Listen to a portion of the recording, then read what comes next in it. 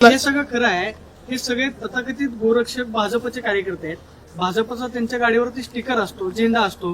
भाजपचे कार्यकर्ते गोरक्षक म्हणून सांगतात. तुम्ही त्या सरकारचा एक पार्ट आहात. तुमच्या सरकारमधल्या तथाकथित कार्यकर्त्यांकडून जर असं होत असेल मग कारवाई नक्की कुणाकडून अपेक्षा करताय तुम्ही? एक आहे की गेली 40 वर्ष मी चळवळीमध्ये काम केलं, शेतकऱ्यांच्या प्रश्नावर लढलो मी. माझं जरी सरकार असलं तर निश्चितपणानं मुख्यमंत्र्यांना या संदर्भामध्ये त्या ठिकाणी लक्ष वेधण्याबाबत आम्ही भेटून सांगू, कारण ही शेवटी शेतकऱ्याची व्यथा आहे. आदरणीय मुख्यमंत्री याची दखल घेतील आणि मी आपल्या माध्यमातून मुख्यमंत्र्यांना नम्र विनंती करत आहे की सदाभाऊ खोत हा बाजूला ठेवा, पण राज्यातल्या शेतकरी नेत्यांचं काय मत आहे, राज्यातले शेतकरी नेते काय म्हणत आहेत, एकदा सगळ्या शेतकरी नेत्यांची बैठक मुख्यमंत्र्यांनी मुंबईला बोलवावी.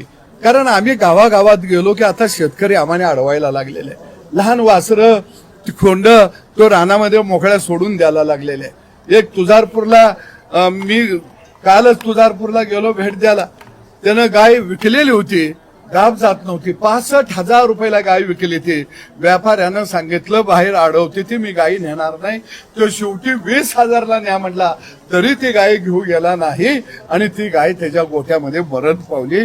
अशी वाईट अवस्था गाव पातळीवरती चाललेली आहे. आणि ह्या व्यथा शेवटी मी एक शेतकरी नेता म्हणून, शेतकऱ्यांचा पोरगा म्हणून मला हे शेतकऱ्याचा प्रश्न मांडावा लागतील. तुम्ही गोरक्षकांना अडवणार का? गोरक्षकांना तुम्ही अडवणार का? गोरक्षकांना तुम्ही अडवणार का? नेमकं काय झालं? पोलीस तुम्हाला मदत केली का? किंवा ज्या म्हशी आहेत त्या म्हशी सध्या कुठं आहेत?